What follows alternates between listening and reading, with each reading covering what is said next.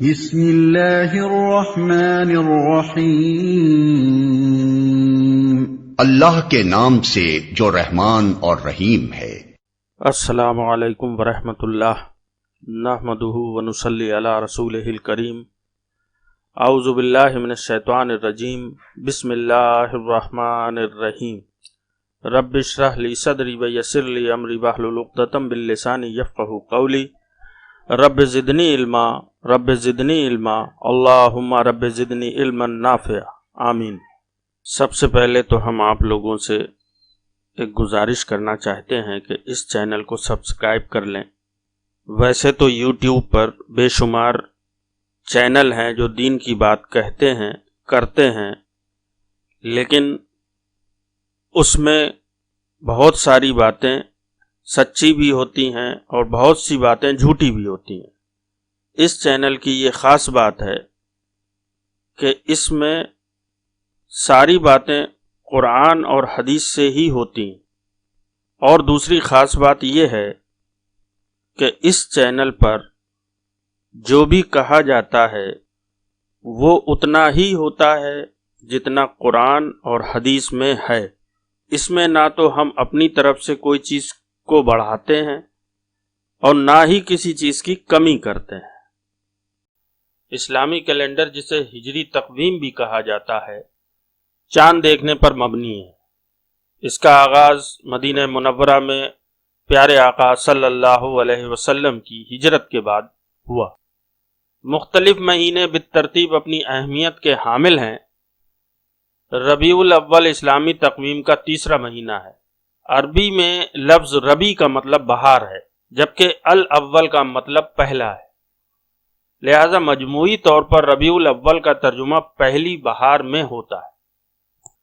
چونکہ ربیع الاول قمری تقویم کا مہینہ ہے، یہ کسی بھی موسم میں آ سکتا ہے، لہذا نام ربیع الاول میں علامتی اہمیت کی عکاسی کی گئی ہے، کیونکہ یہ سردیوں کی مایوسی کے بعد خوشی یعنی موسم بہار کی آمد کی علامت ہے، نہ کہ موسم بہار کا اصل موسم۔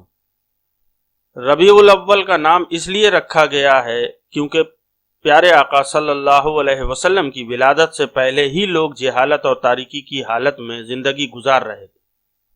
وہ مختلف دیوتاؤں کی پوجا میں مصروف تھے، لوگ اللہ کے راستے سے ہٹ رہے تھے۔ جب پیارے آقا صلی اللہ علیہ وسلم کی پیدائش ہوئی، آپ اپنے ساتھ حق کا پیغام لائے، اللہ کا پیغام لائے اور اللہ کی وحدانیت لے کر آئے۔ اس پیغام سے لوگوں کو روشن خیالی کی راہ پر گامزن کیا گیا اور ان لوگوں کو صحیح اور غلط کے درمیان فرق کرنے کی مدد ملی، لہذا مہینہ اس لحاظ سے زیادہ احترام کا حامل ہے۔ یعنی اس کو ربیع الاول یعنی پہلی بہار جو کہا گیا ہے، وہ پیارے آقا صلی اللہ علیہ وسلم کی پیدائش کی وجہ سے کہا گیا، یعنی ایک وہ نئی روشنی لے کر آئے، لوگوں میں جو جہالت اور تاریکی پھیلی ہوئی تھی اس کو ختم کر کے لوگوں کو صحیح اور غلط کی تمیز کرائی کہ یہ غلط ہے، یہ صحیح ہے۔ ہم سب جانتے ہیں کہ پیارے آقا صلی اللہ علیہ وسلم کمال کا مظہر ہے، وہ اللہ تعالیٰ کے ذریعے ہمارے لیے منتخب کردہ رول ماڈل ہے، اور ہمیں ایک مثالی طرز زندگی گزارنے کے لیے پیارے آقا صلی اللہ علیہ وسلم کی سنتوں کی پیروی کرنا ہے، جو کہ نہ صرف دین کی پیروی کرتی ہے بلکہ تمام انسانوں کے لیے فائدہ مند ہے۔ یعنی پیارے آقا صلی اللہ علیہ وسلم کی جو سنتیں ہیں وہ صرف یہی نہیں کہ ہمارے دین کی پیروی کرتی، بلکہ سارے انسانوں کے لیے پیارے آقا صلی اللہ علیہ وسلم کی ہر سنت میں فائدہ ہے۔ ماہ ربیع الاول کی ایک خاص اہمیت ہے کیونکہ پیارے آقا صلی اللہ علیہ وسلم کی پیدائش اسی مہینے میں ہوئی۔ حالانکہ اصل تاریخ پیدائش پر اتفاق رائے نہیں ہے، یعنی سارے ہی فرقے اور ساری جماعتیں جتنی بھی اسلام میں ہیں وہ سب ایک رائے پر متفق نہیں ہیں کہ اس تاریخ کو پیارے آقا صلی اللہ علیہ وسلم کی پیدائش ہوئی۔ حالانکہ اکثریت 12 ربیع الاول کی طرف گئی ہے اور اس دن کو عید میلاد النبی قرار دیتے ہیں۔ نبی اکرم صلی اللہ علیہ وسلم کی ولادت باسعادت پوری دنیا کے بہت سارے مسلمانوں میں بہت خوشی کے ساتھ منائی جاتی ہے، حالانکہ کچھ ایسے بھی ہیں جو اسے باقاعدہ سیلیبریٹ نہیں کرتے لیکن احترام ضرور کرتے ہیں، کیونکہ اس بات سے انکار نہیں کیا جا سکتا کہ پیارے آقا صلی اللہ علیہ وسلم کی پیدائش ربیع الاول مہینے میں ہوئی۔ یہ مہینہ پیارے آقا صلی اللہ علیہ وسلم کی عظیم شخصیت کی یاد دلاتا ہے۔ وہ پیارے آقا صلی اللہ علیہ وسلم جنہوں نے اس انسانیت کو اندھیروں سے نکال لیا تھا اور اجالے کی طرف گامزن کر دیا۔ یہ مہینہ ایک بہت بڑا مقصد بھی پیش کرتا ہے، کیونکہ اس سے لوگوں کو اسلام کی تعلیمات اور حضور صلی اللہ علیہ وسلم کی زندگی کے طریقہ کار کی جانکاری ملتی ہے۔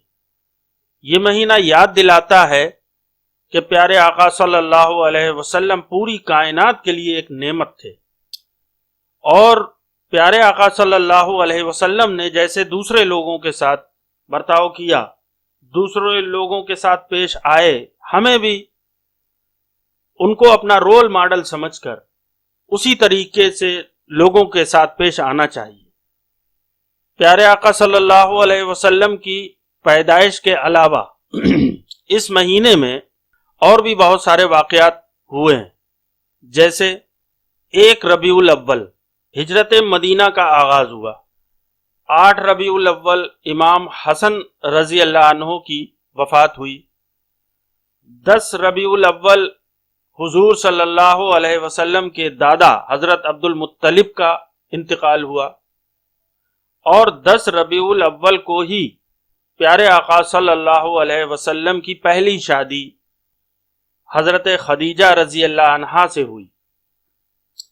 12 ربیع الاول کو اکثریت یہ مانتی ہے کہ پیارے آقا صلی اللہ علیہ وسلم کی پیدائش ہوئی، اور 28 ربیع الاول کو حضرت علی کے والد اور حضور کے چچا ابو طالب کی وفات ہوئی۔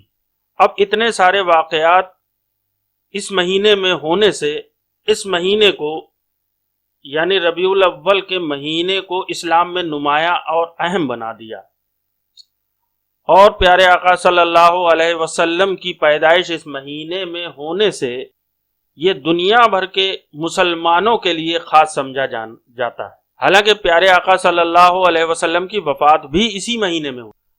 اللہ سبحانہ تعالی ہم سب کو توفیق عطا کرے کہ ہم اس مہینے میں جتنا ذکر کر سکیں اتنا ذکر کریں، اور اللہ تعالیٰ کی اس نعمت پر اللہ تعالیٰ کا جتنا شکر ادا کر سکیں ہم اس کا شکر ادا کریں۔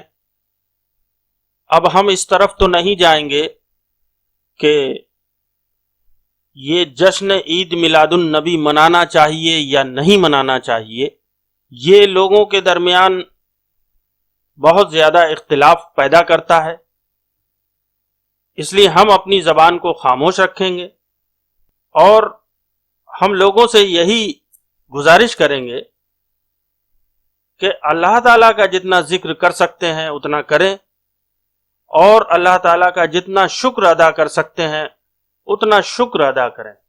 اللہ تعالیٰ سے دعا ہے کہ پیارے آقا صلی اللہ علیہ وسلم کی تعلیمات پر عمل کرنے کی توفیق عطا فرمائے، اور ہم سب کو پیارے آقا صلی اللہ علیہ وسلم کے طریقوں پر، ان کی سنتوں پر عمل کرنے کی توفیق عطا فرمائے۔ آمین یا رب العالمین۔